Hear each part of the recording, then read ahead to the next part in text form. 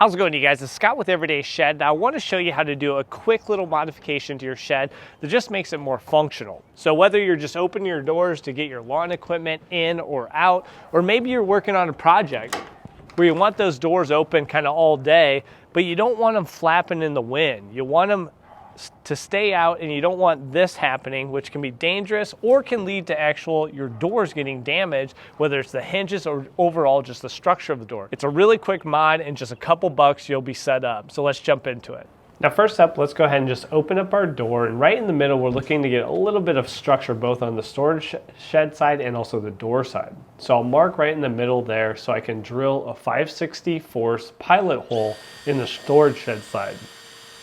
And now what that hole will be used for is we'll thread in this screw eye, and you can do this usually by hand almost all the way down, but it is nice to have a little screwdriver you can put through there to get a little bit more torque, finishing it off and get it fully tightened down.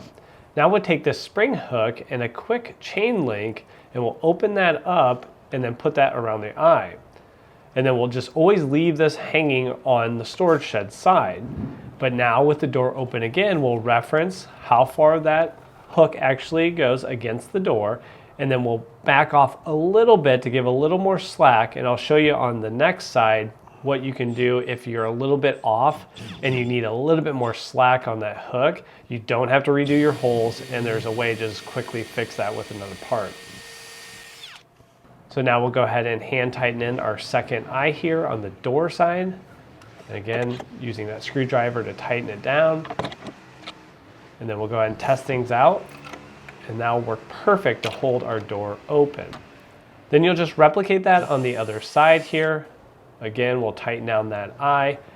And then I'll show you an example if you're a little bit off in terms of the hole that you drilled on the door side. So take that door, reference, and maybe you drilled it a little bit too far out. So once you get that eye tightened down, you notice that it's a little bit hard to get the hook around it. Well, you can easily correct this just by upsizing that quick link. So this is a 1/8 I just removed and just upped it to a 1/4, and now it easily works.